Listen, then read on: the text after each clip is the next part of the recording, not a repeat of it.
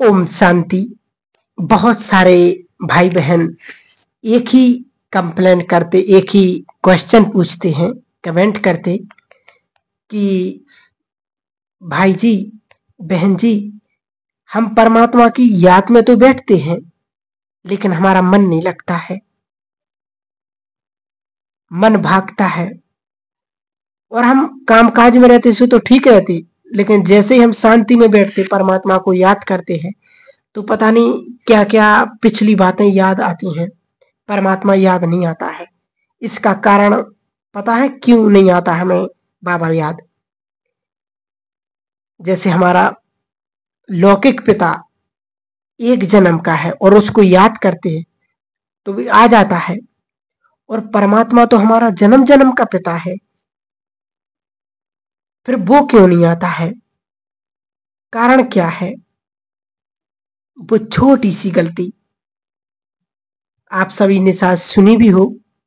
वो गलती ये है कि पहले हम अपने को आत्मा समझ के परमात्मा को जब याद करेंगे, अभी मानो आपका बच्चा है, आपको कहेगा बापूजी, पिताजी, तो आप सुनेंगे ना? अगर दूसरे को कहे पिताजी तो वे सुनेंगे, भले वो चिल्लाता रहे पिताजी पिताजी, क्योंकि वो सुनेंगे ही नहीं, क्योंकि वो पिताजी है ही नहीं। ऐसे ही जब हम शरीर भान में बैठते हैं और परमात्मा को कहते हैं, हे पिता परमात्मा, तुम ही हो माता पिता हो, तुम ही हो बंधु सखा, तुम सुख घनेरे देने वाले हो,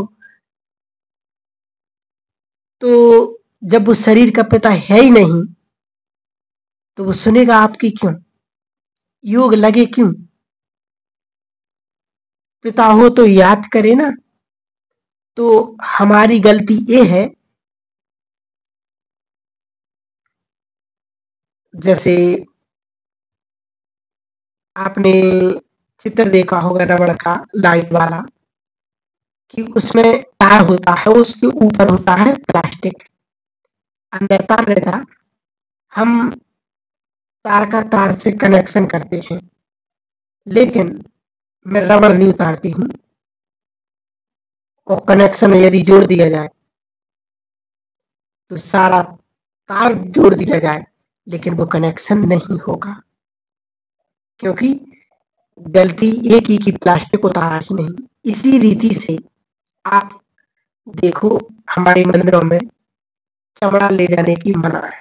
जो बड़े बड़े मंदिर हैं वहां पर चमड़ा ले जाना नहीं, ले जाते नहीं है। तो ये क्या है?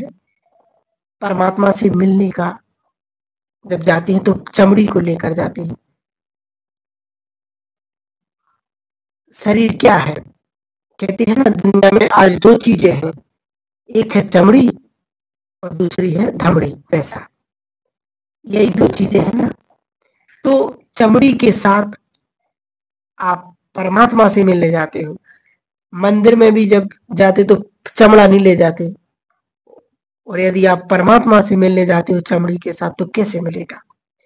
तो ये जो गलती है हमारी छोटी सी, कि मैं अपने को आत्मा समझ के परमात्मा को याद नहीं करती हूँ, ये भूल है जो वो हमारी ठीक हो जाए ना, तो आपको आत्मा को परमात्मा को याद करने की बहुत सहज हो जाएगी। और इसी गलती को ठीक करने के लिए सवेरे सवेरे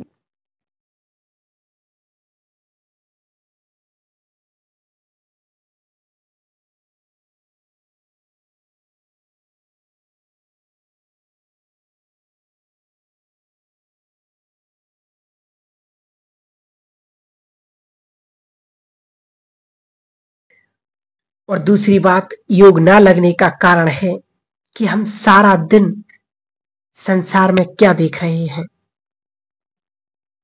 क्योंकि आज संसार में क्या हो रहा है कि जब मनुष्य जो कुछ भी देखता है तो उसका चिंतन उसके मन में चलता है।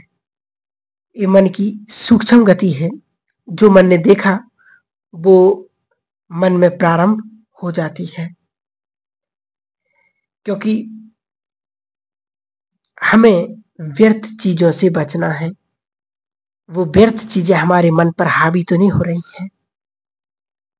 इस पर बहुत विशेष ध्यान देना है, क्योंकि यदि हम इन चीजों पर अटेंशन नहीं देंगे तो जब हम राजयोग मेडिटेशन करेंगे तो हमारा मन वहीं पर जाएगा जो चीज हमने देखी है। इन सब से बचने के बाद सवेरे जरूर हम 4 बजे उठें। और सबसे बड़ी जो समस्या है योग में वो है व्यर्थ संकल्पों की।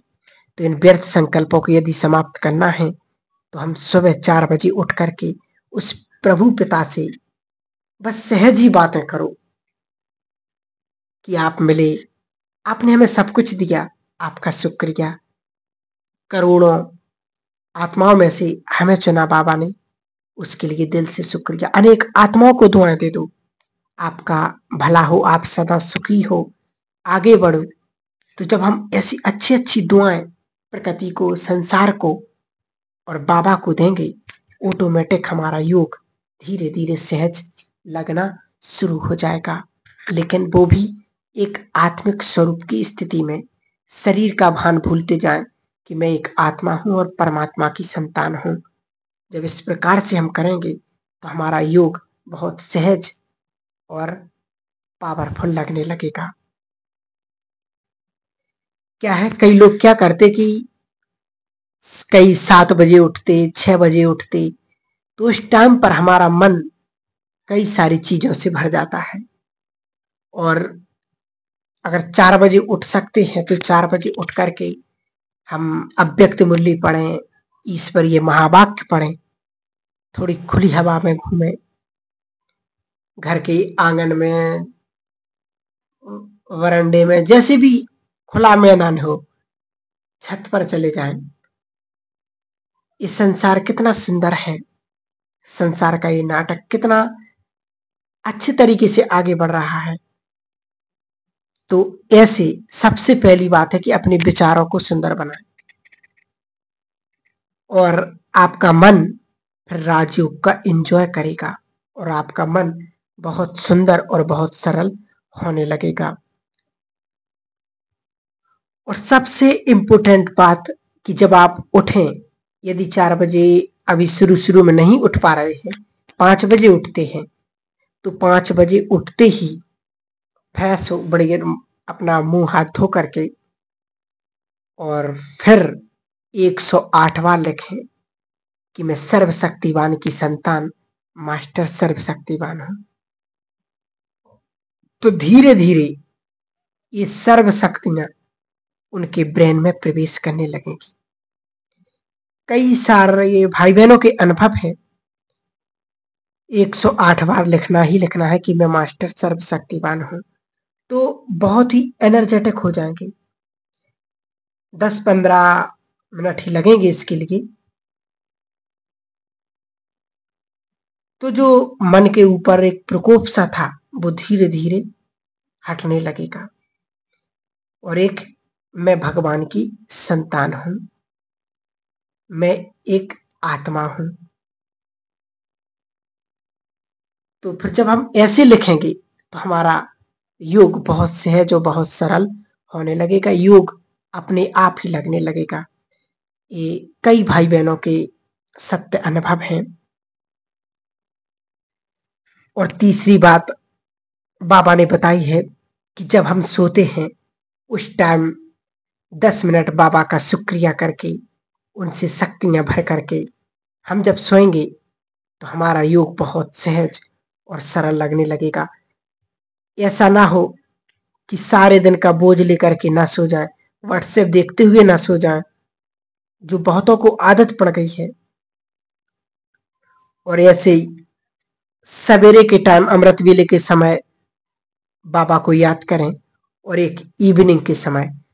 तो जब हमें 3 टाइम भी अगर यदि धीरे धीरे बाबा को याद करने लगेंगे तो आपको निरंतरता अपने आप आने लगेगी।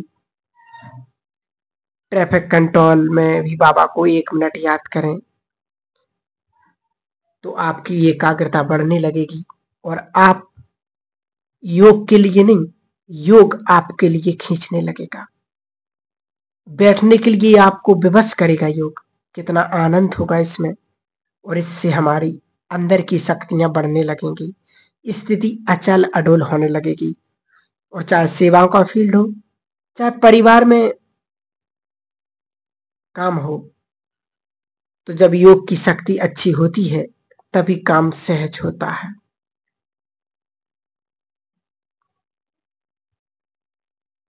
और योग माना बाबा से बातें करना। कोई मन की बात है, मन बोझिल है, तो वो उसको सुना दो।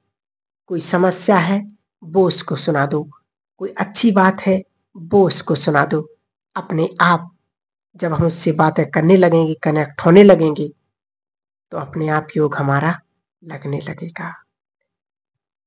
ठीक है। ओम शांति।